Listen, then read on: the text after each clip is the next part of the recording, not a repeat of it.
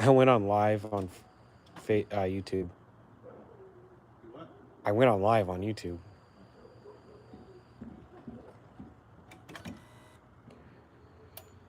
Okay, here we go. Let's get this out of here. Let's get this out of here. Let's get this out of here. Yeah, this is what happens 11 o'clock at night when you have customers that you care about. Sometimes you can't always get everything done. So here we are.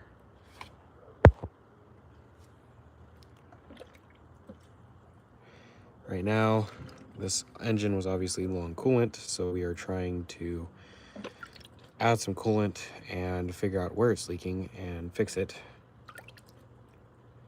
We're also currently trying to figure out a P301 and a P303.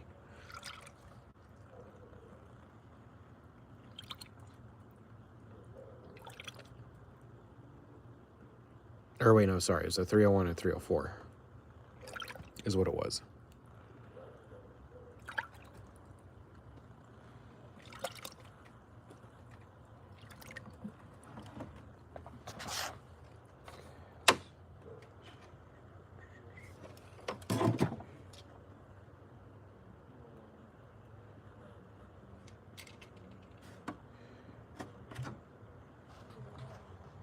That is bone dry.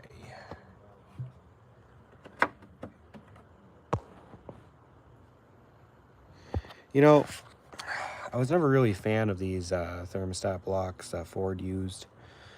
They're plastic, they fail a lot. Always constantly have to replace these.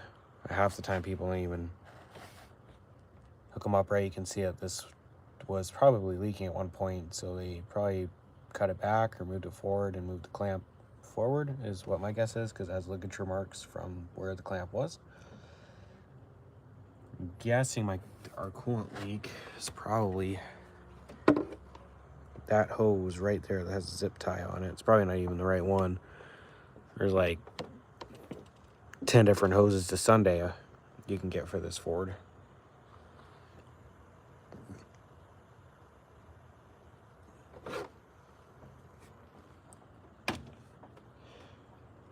All right, you ready to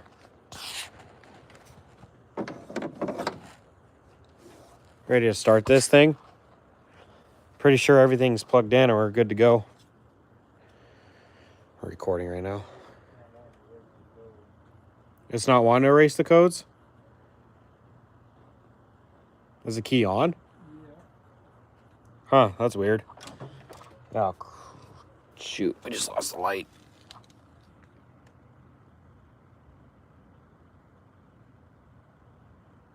It's very hard to do it when you're trying to hold a...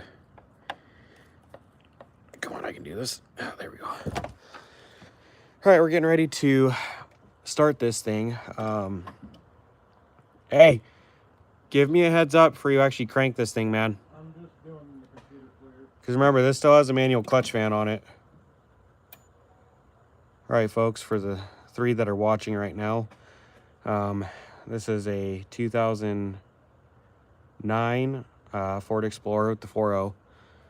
It has a P301 and a 304 with a 300 with a PO300 as well. One of our issues was these 2 injector wires right here to injector 1 right there, and then also they did some funky stuff to the injector wires over here, so I just fixed this. Dude, we got 10 viewers on live right now. This is our first time doing our live stream on Keith and Kevin's, so if you guys can hear us, please give a thumbs up or something so we know this is working. But this is injector 4 right here, and so they did some monkey stuff with the wires, so we are trying to figure out this P304. We're pretty sure it's because of the wires. And we go to the bench over here, let's see, where's it at? They had this crappy dollar store connector on it, and these wires were way too big.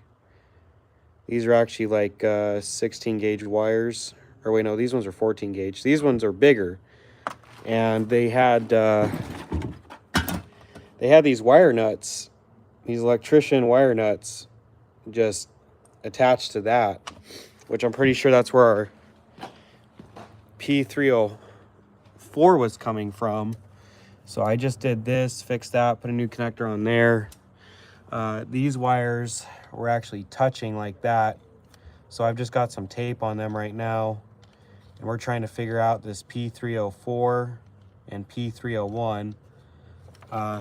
This is a 2009 Ford Exploder. 7. Oh, it's a 2007? My bad. It's a 9 of 06 made, but it's a 7. Okay, so it's a 2007 Ford Explorer. You can see they tried doing some janky stuff over here too with the alternator. All right, so we're ready to... Yep, she's ready. Let me check the oil. I haven't checked the oil on this in a minute. Work and then fry the motor because there's no oil in it. I mean, it needs an oil change, but I mean, it's got oil. To run it. Oh yeah, it's enough to run it. All right. Okay, so I believe everything else is plugged in. See, there was something else over here. Oh, okay. Yeah, that's plugged in. All right, we're should fire right off. yeah, we're good to go. Let's see if this thing shakes up. It was when it was running, the engine was going blah, blah, blah, blah, blah, blah, blah. So hopefully we fixed the misfire issues. All right, 3, 2, 1. Oh man, she's purring like a kitten. Oh, maybe spoke too soon.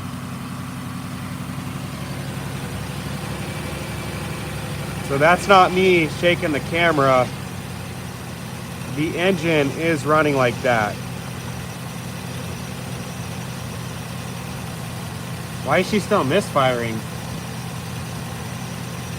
I was saying, straight down center line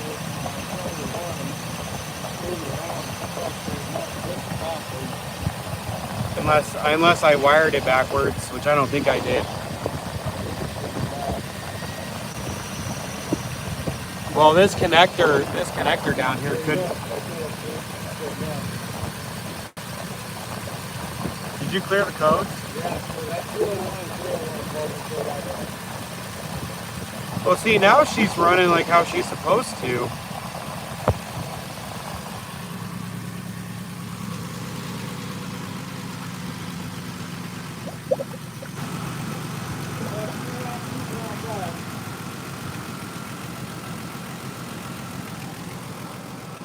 Okay, it's smooth.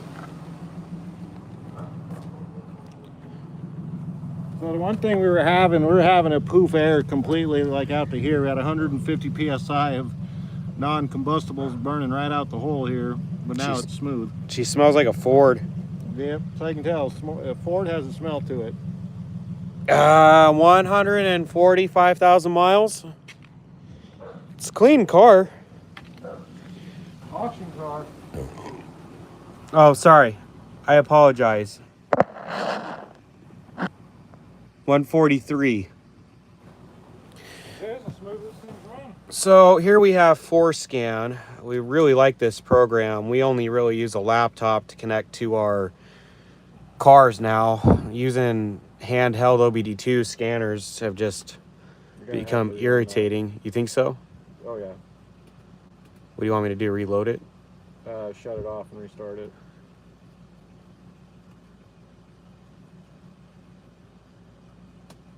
Oh, where's ForScan at? Oh, here we go.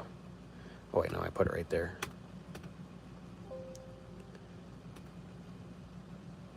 Let me know when it wants to switch.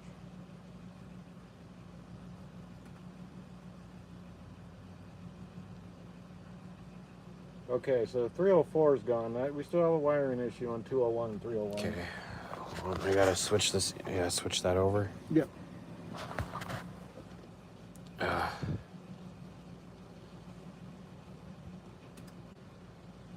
Let me clean the camera off. Camera's a little dirty. Well, it didn't read it right. I'll do this again.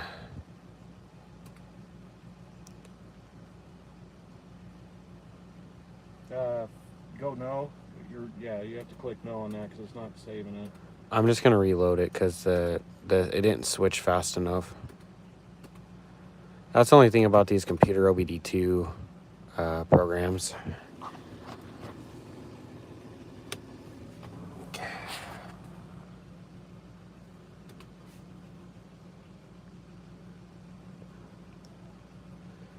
Yes.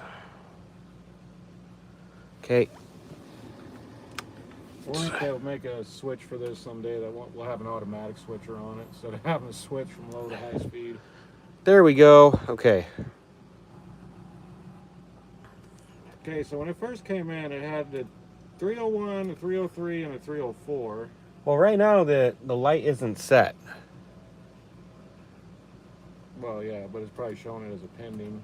The problem is with this 4Scan software is it doesn't tell you if the DTC is lit or not.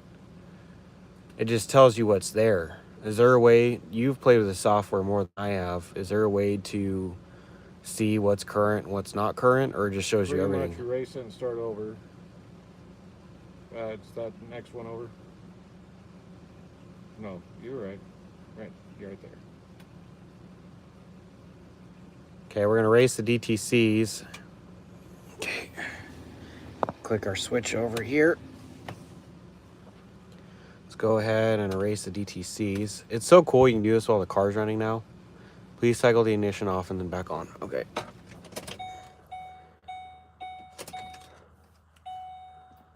Nope.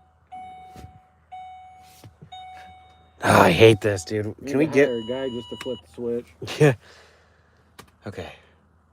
Okay, right now it says The P1000. okay, the P1000, that's because the drive cycles aren't complete. Okay, now let's let this run for 5 minutes and see if we get any codes back. Right now it seems happy. There's nothing on the dash.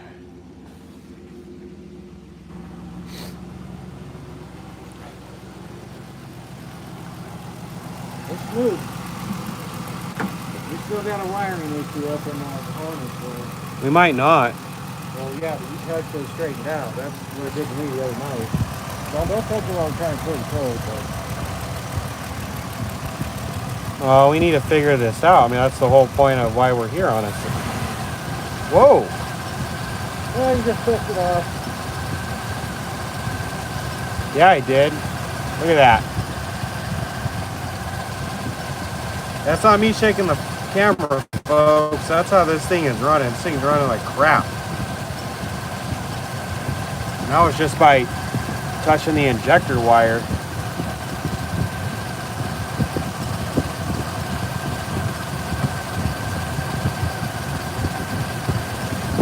I wonder if that connector's bad.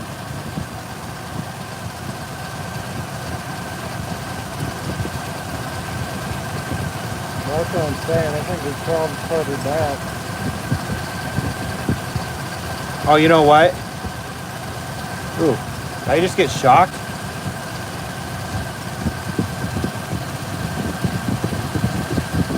Man, this thing is running like crap.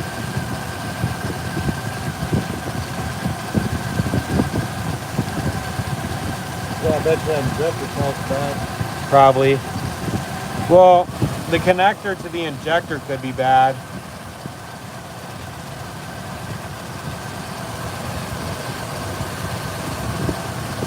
Now I can't get it back to running to how it was.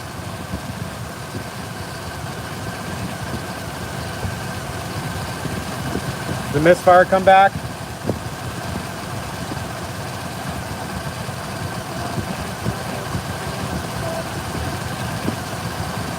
Now it's not what? We lost the throttle body? So I did get shocked then. Okay, so we got a problem. So right here is the 2007 Ford Explorer. I was messing with the wires over here. We just lost the throttle body. It's amazing that it's still running without throttle body input, but so we just lost the throttle body. I bet you it's right here because in the harness it feels like there's something like right here. I don't know if you can tell, engine's shaking too bad, but I think we got a break right here. There's a break here, and a break here. And as soon as I move this, the engine started running really rough again.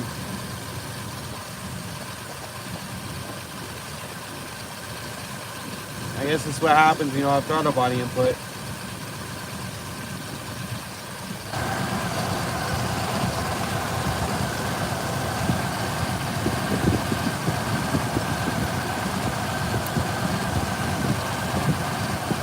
Ooh. Get hit? Yeah, dude, I just got shocked. Huh. Okay, shut it off. Ah, that kind of tickled a little bit.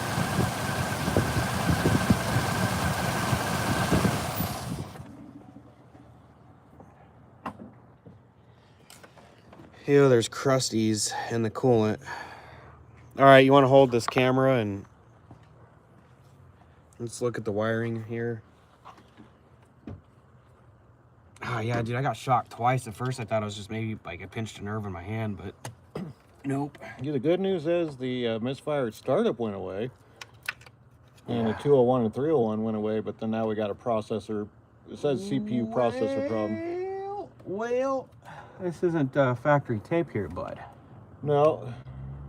It's not factory tape, so.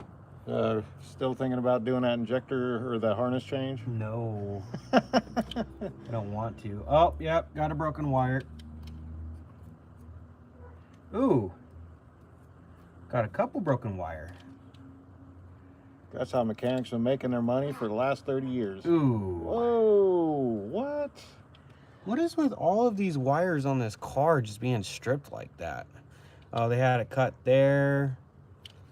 It's like all cut right there. Little tiny cuts there. So, I mean, this is why this thing's running like crap. All right, let me stick some tape around this and let's get it started back up and see if we fixed our problem. I really don't want to do a harness swap on this car. How many problems are going to have with this harness before you say it's time? I want 2 more problems. Let me get the tape cut off. Let me go grab a knife. Talk to our viewers. Yeah, she ain't no Toyota, that's for sure. And this engine right here, this is the 4-liter with the 4 timing chains, 1 chain per liter. Yeah, this is not the most favorite engine by Ford enthusiasts.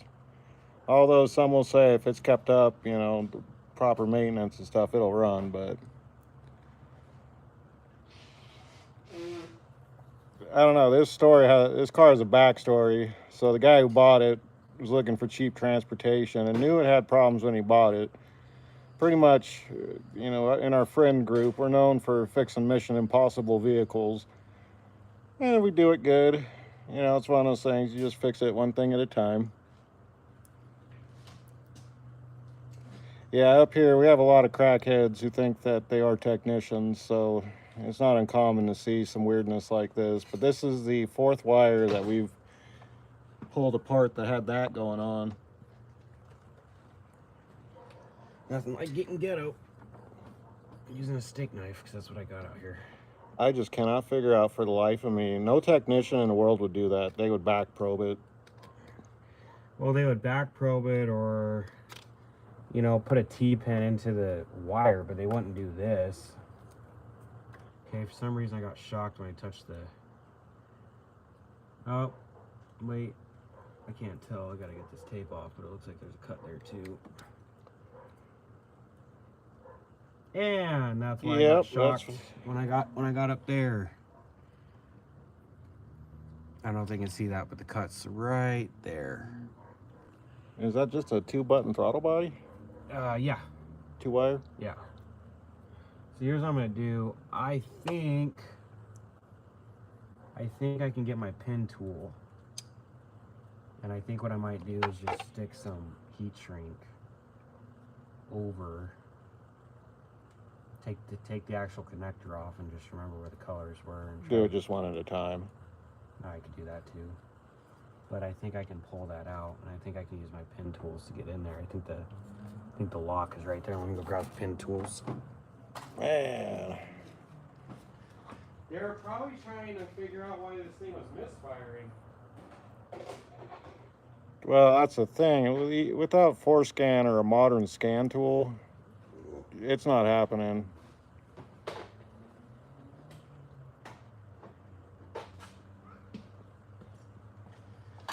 All right, folks, when you're trying to fix these issues with electrical, you want to try to use a kit like this. Make sure it's Steelman or something kind of name brand. And then I like to use Dorman heat shrink tubing. So here, watch me painfully take this off. I haven't used this kit in actually quite some time, so hopefully I remember how to do this. I don't usually take connectors off or apart. Pretty sure this red part has to come up, which will then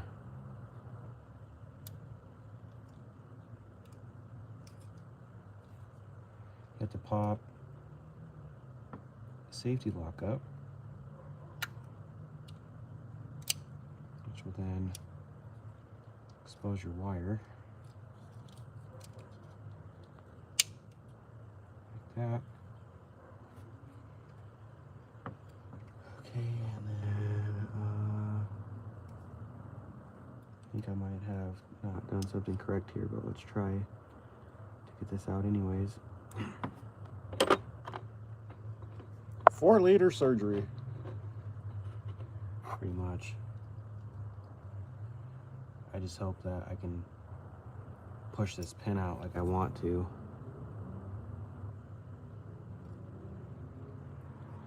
Pretty sure if I can get underneath the lock right there, it should just push straight out.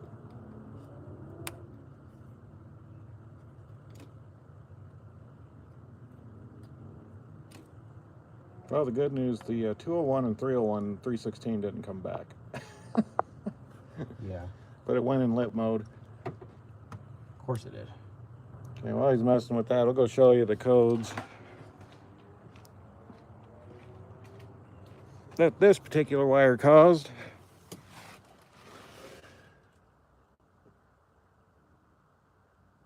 So that would be a P21, 07, and 10. So we'll read those real quick. It says throttle actuator control module processor. That's going to be the ECU saying that there's a problem. And then we should have the mechanical code. Yeah, forced limit RPM. So it's basically limp mode. So yeah, that's what happens when that wire gets cut. Other than that, this is a very clean vehicle, I gotta say. I get tossed to the auction block because no one could figure out what was wrong with it. They threw the parts cannon at it. When we got to it, had brand new injectors, brand new plug wires, brand new coil pack, MKG spark plugs, which in a Ford, you should always use Motorcraft.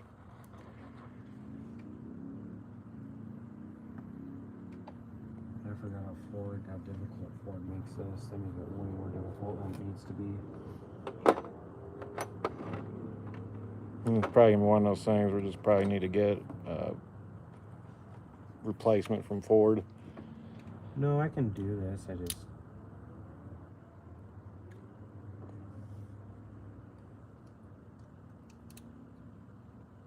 gotta take the connector apart. I never really liked how Ford did their connectors anyways.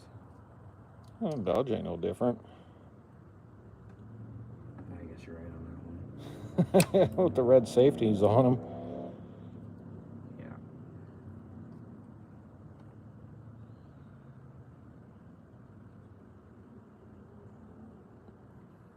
We just hope there's no more problems farther down line, because anything past where we're working, that intake's coming off. So far, we've been able to do everything up front. Of course, it'd be nice to know what led them to think that they needed to tear into it and start breaking wires. That's a new one for us. I mean, we've seen rats chew wires. That's a different kind of damage. This is human caused. Yeah.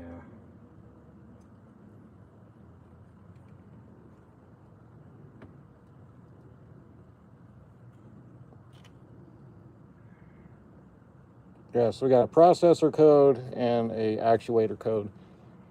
So hopefully once we get this dealt with, cleared, turn the key back on, should clear its throat, should start running smooth again. Once that's done, then we can figure out our final plan of attack. Figure out what the coolant leaks are. Yeah, she definitely got a coolant leak.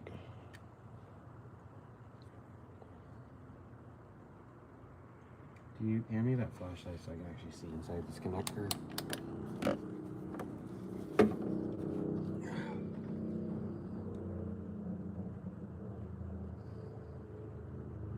Yeah, we never get the easy ones. We always get the Mission Impossible vehicles. It's made us very good technicians over the years. Yeah, there's definitely a difference between a mechanic and a technician nowadays. Anybody can change parts, but diagnosing, at least, you know, I've been doing this for almost 30 years, and that is always going to be the hardest part, especially with the more controls they get. They only get worse as they get newer. Yeah.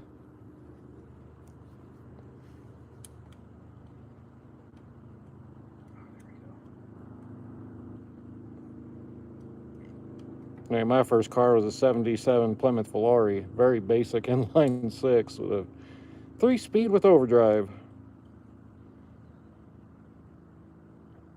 Biggest problem I had with that thing liked to overheat and carburetors.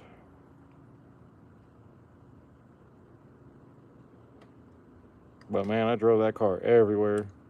Don't know how many miles I put on it because the speedometer didn't work. Someone put the gear in backwards. Of course, at the time, you know, I'm 16 years old, wet behind the ears, so.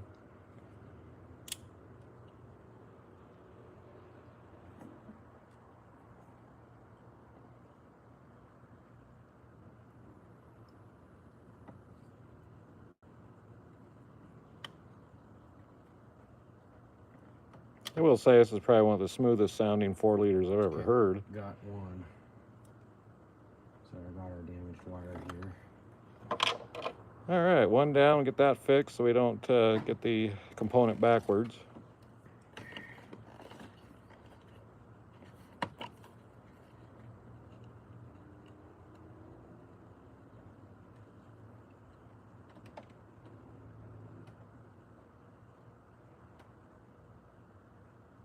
So like I was saying, you'll see when the regular video comes out, this should be on the engine side, and the rad is there. This hose is backwards, so we know it's had coolant out of it. And we know it's had new wires. There's the new ignition block. Now we did find one of the injectors, because of it being shorted out and the harness did blow up one of the injectors, so we threw one in real quick. We're going to replace all 6 or 5. We got that first cylinder, number 1, done. But the one thing you don't want to do, and why we don't mismatch injectors, is because you'll get a fuel imbalance, and you'll get like kind of a weird idle, weird fuel economy, weird trim numbers. Gosh, wow, man, I have to put a full piece on that. Because they cut it further down the line, too. Yep, double piece it. No, I'm just going to put one long one.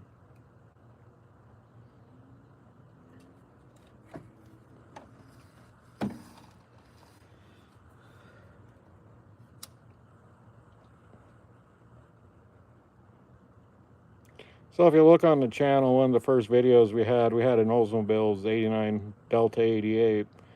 Thing would turn corners and stall. It did take us a little bit to figure it out. We didn't throw the parts cannon at it, and we started testing it and found that there was a wire. The harness came out of the firewall, drooped down onto the exhaust, and one wire was burning. Of course, the ignition wire. And you see that in the first videos we put out. That fixed it. Of course, that harness, if I remember right, was uniglued. It got heated up so bad that it was starting to basically fuse together. And with that, if you just barely touched it, the engine would stall. So that one we did do a harness replacement on. Wasn't too bad. It was all on top. This, I mean, you got wires that run underneath the frame on this one, that go with the transmission, that come back up, and this is 4-wheel drive, so you know you got all them wires. I know the intake would definitely have to come off because of fuel injection. This is a dual log system, so there's one rail here, one here. Interesting enough, in 07, there was a redesign of this engine. So this would be an 06 put in 07, but 07 and later. So this would be your September built of 07 will have one rail, and the injectors are off-pitched. So you got to give it to the manufacturer to try not to develop something new and try to fix their problems as they go. I don't think this is a common problem. I think maybe they might have lost an injector. Don't know. It's kind of the running joke with this when you see wire ties or wire nuts in here that it was a electrician's daughter's car.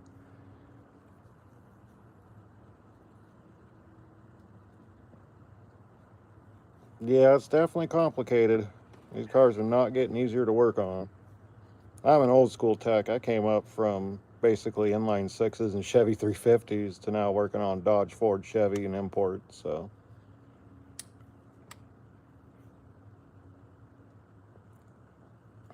and it's kind of funny how we actually got our start. Is when I was younger, my girlfriend, now wife, started sending her stuff to the shop, and every time it'd come back to the shop, it just wouldn't be fixed, and I'd be sitting there fixing it. I'm 17, 18 years old.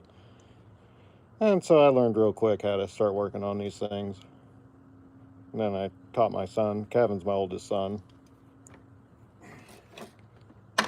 Yeah, definitely need baby hands.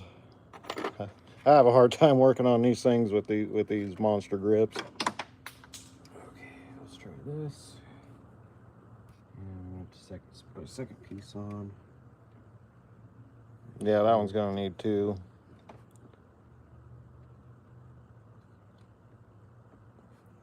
Yeah, on these, just do them one at a time. You know, I see people get crazy and start pulling all the pins out, and then be like, well, which one went where? Or my other favorite one, when you get an aftermarket one, this is Dodge thing. When you get an aftermarket harness plug for a Dodge, it'll come in with all purple wires. And I think it was Online Mechanic. He does all nothing but Dodge stuff, but he had Uncle Pookie, he calls him, put the pins in wrong, and of course it didn't run right. That one you definitely want to do a wire at a time. Match it up to what you're doing.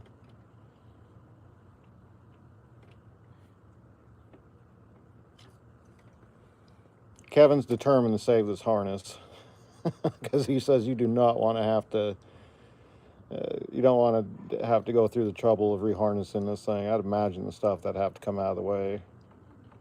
Well, that and half the wires run down to the transmission, so yeah, no, I don't want to do that.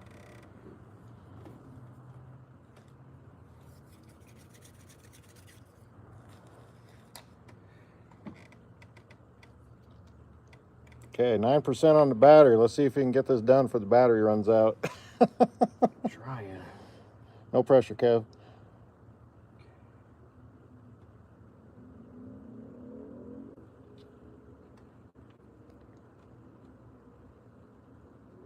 Does that not have two wires that go to that throttle body? It does. Okay, so that's probably the return confirmation wire. Because normally there's 6 on most of these throttle bodies for position A and position B. Are you flipping kidding me? My heat shrink didn't take. Yeah, this thing overheats, it will take. This hood not all the way up? Wow. Plastic hood. No metal.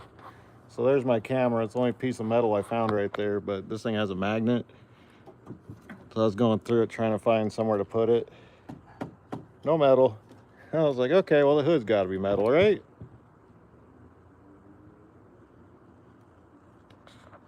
Okay, we got heat shrink on. Let's start it again and see what happens. Hopefully there's no more sparky spark on the wires. Okay, let's go clear codes.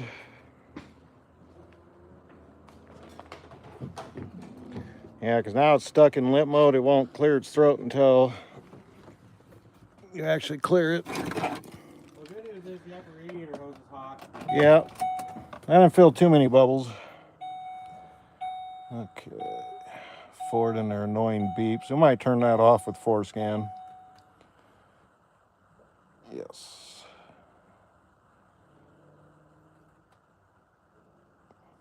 Okay, flip the switch. Hit OK. Cycle.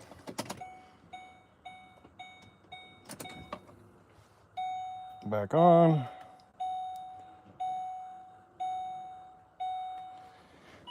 switch the box again.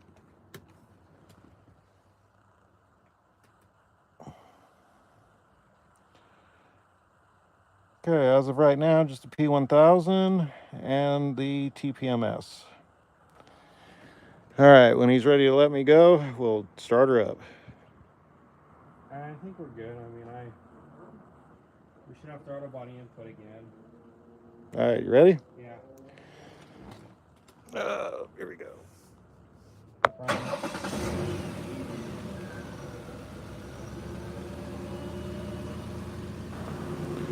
Yeah, she's still missing. Let's see what comes up.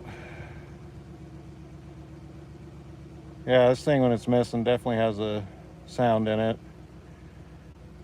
Okay, so we're back to an injector fault on 201.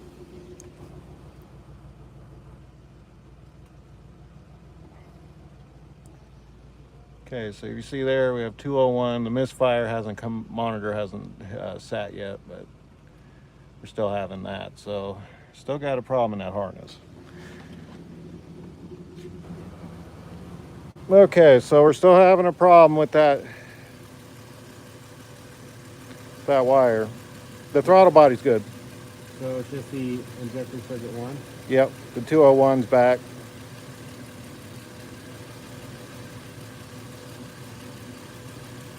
I got that other connector.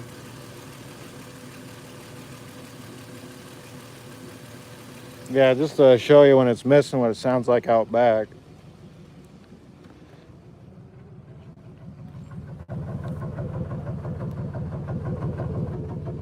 Yeah, the air that it moves when that cylinder isn't firing, I mean, I'm about 5 feet from it. So when it's running right, there's barely any airflow. Well, when this thing first came in, I don't even know how it got here to the shop. This thing was not running. Like we were missing on almost 3 cylinders.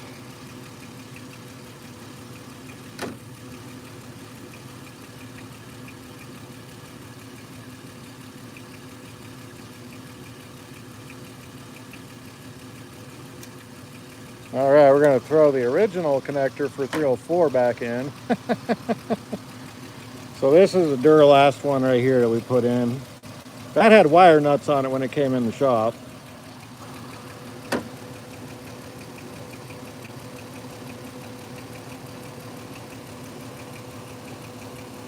All right, well, we're gonna shut it off and man, this harness is gonna be like Swiss cheese when we get done with it, but it'll work. It'll work. All right, let's see if 301 came back up though, just for kicks and giggles.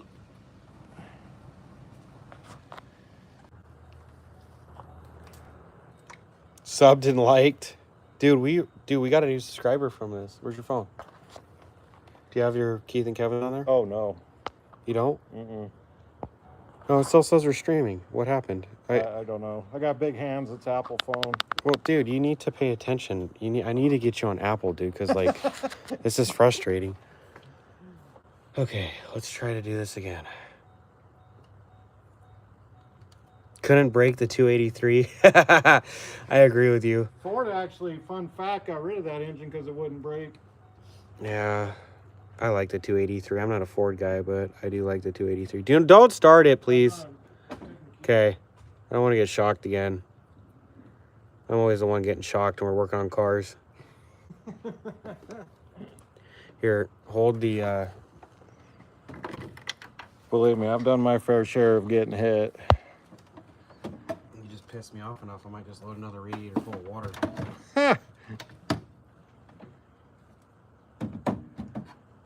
Okay, so here's what I'm going to do. I'm just going to take this connector completely out.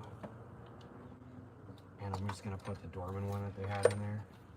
Yeah, my dad had a 69 Cougar, went through a tornado, fell on a tree, and pretty much the fire department told him he didn't want him to run it. He's like, I'm just going to run this thing right off the pole. And it did. He ran it right off the pole.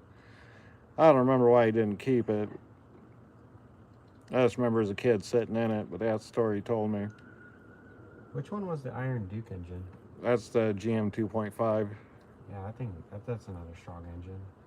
It was. It just wasn't well liked. My dad had one in his S10, but it was the updated version.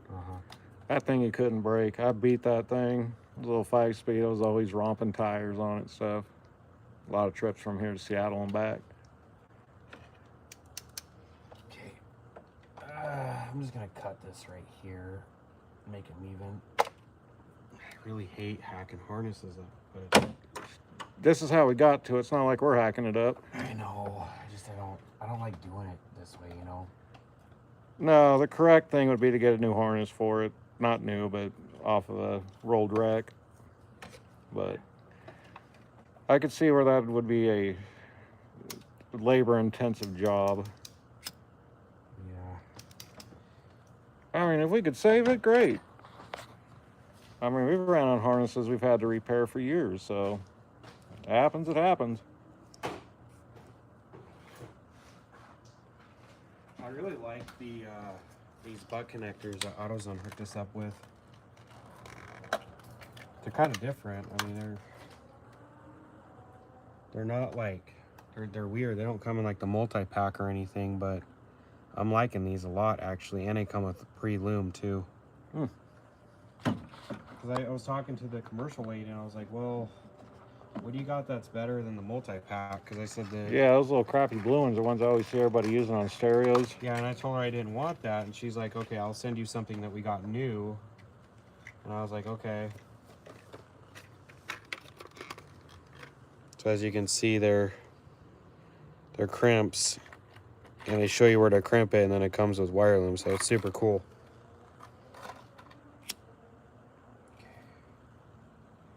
I think what I might do is I'm gonna stick this on there first, crimp it, this on this first. That's what I did on the other side. Well, it obviously worked. The Misfire in 304 is gone. Yeah, just I hate using crimps, but we don't really have another choice in this situation. Yeah, on fuel injection wires, you have to use butt connectors.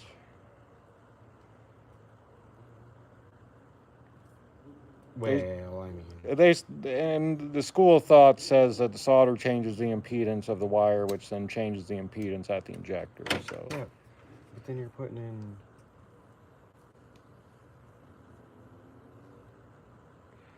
But apparently butt connectors don't change impedance, Kev. That's the thing. Tomato, tomato. I would solder it. I wouldn't have a problem with it, but I could see with these newer computers how that might be a problem. I don't know how delicate this thing is. So far we've been zapping it and shorting it out, and we're not getting... Yeah, I'm really surprised we haven't blown any injector drivers, dude. That's what I was kind of looking forward, because Ford is, at least on the newer stuff, the more sensitive stuff, they've been known to blow drivers. All right, so you said the purple was constant power? Yeah, purple's constant. Okay.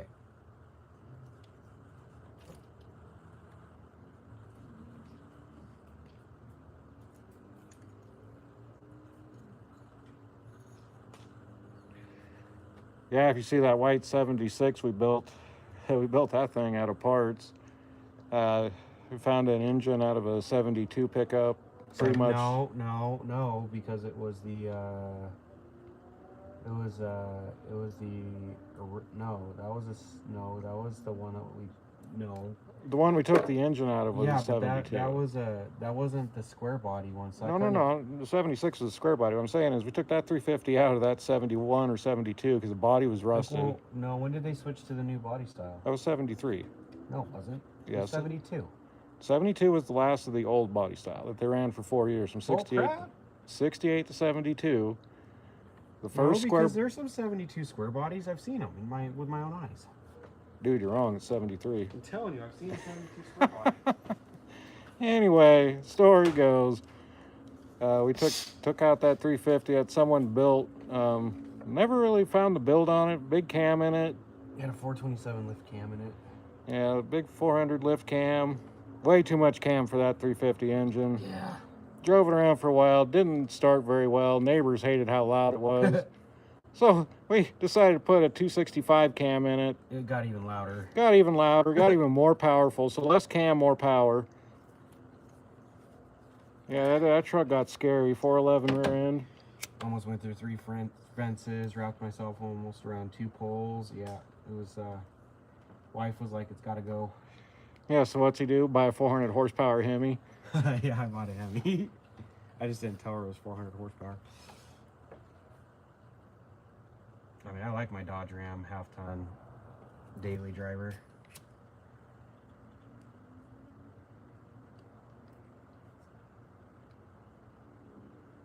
I got a 2010, so I got the one before all the problems. Yeah, it seems like the 14, 15, and 16's got some oddball problems. Cam gets wiped out, a bunch of electric issues, vent door problems.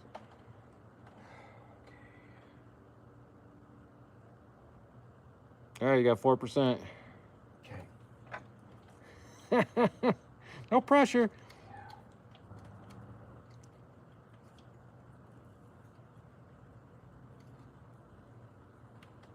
Okay, so that's correctly connected, I guess. There's no guessing in your technician. Yeah, I know. Well, it's also 11 o'clock at night on a Saturday. All right, you ready? Yeah, let's start this thing. It's either going to go or it's got more problems in the harness. How are we doing on the coolant? Yeah, we're doing okay. This thing's got a coolant leak somewhere. We just don't know where.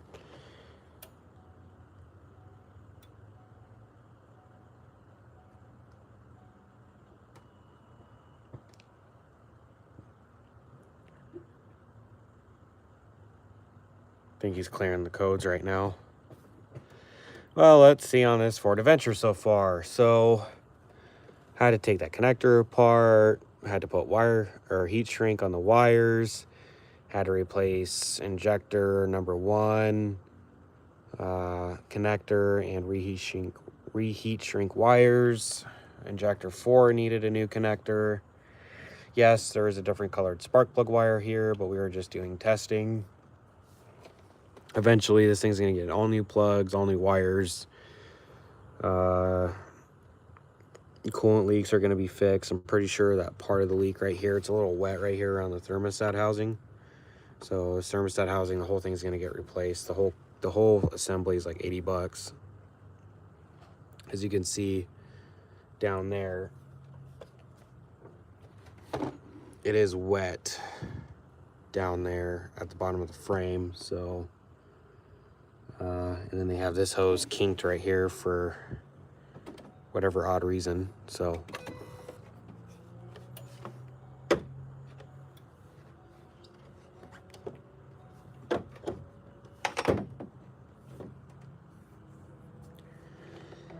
yeah, let's go.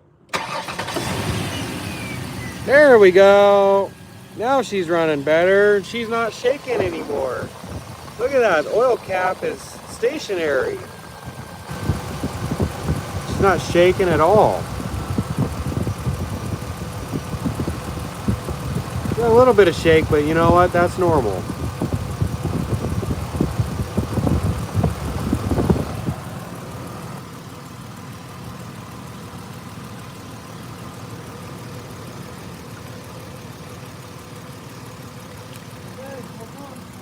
All right, folks, no codes.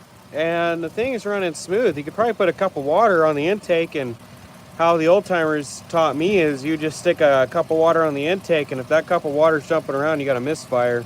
And if the cup of water's like steady like this, it means the engine's running fine. So, well, that was the issue on this 4.0. Phone's at 3%, so we're gonna be dying here soon. But so what was our issues? Cut wires on the throttle body wires, cut wires on the injector 1, and let's see, we had wire nutted wires on injector number 4, and then also they had 4 and or was it 4 and 6 backwards? Yo. Was it 4 and 6? Yeah, they had 4 and 6 backwards, so we got that dealt with. But now that she's running good, I think what we're gonna do is finish the spark plug and wire job so we can get the engine side done on this, and then go ahead and tackle this coolant leak. don't have the cap on right now, so it's kind of hard for the system to pressurize. But you can definitely see it's wet right here by the thermostat neck, and it's also wet below it. So my guess is, and with seeing how fresh that hose is down there, looks like to me they probably replaced the water pump, and for whatever reason on these 4.0s, people don't replace the thermostat block when they do the water pump. Why? I don't know. Why people just do a water pump? No idea. Me, if we do a cooling system service, usually it is mandatory with us that all hoses, water pump, and thermostat block get replaced, just so that way there's not a liability factor and the customer doesn't have to come back. That hose right there, I can tell you right now, looking at it, it's not right. There's bandage on zip tied. For whatever reason, they zip tied it down there. So that's not right. So we're gonna have to fix that. So this was our first time going live. I hope you guys liked it. This is the new shop. So we're in transitioning of moving to another shop. It's a lot bigger, as you can see. I'm not trying to show too much, but it is definitely bigger. Hopefully we'll have more content, and hopefully we'll start uploading here more in the future. I had kids, and you know, we got COVID a couple times and moving garages, and so that's why we haven't been on YouTube and as what would I say, not as current. But there's definitely some more videos to come, and this turned out really well, so we're gonna try living a couple more times and making some more shorts videos. And so yeah, welcome to Keith and Kevin's Repair and Restorations. God bless and good night. Yep, God bless and good night.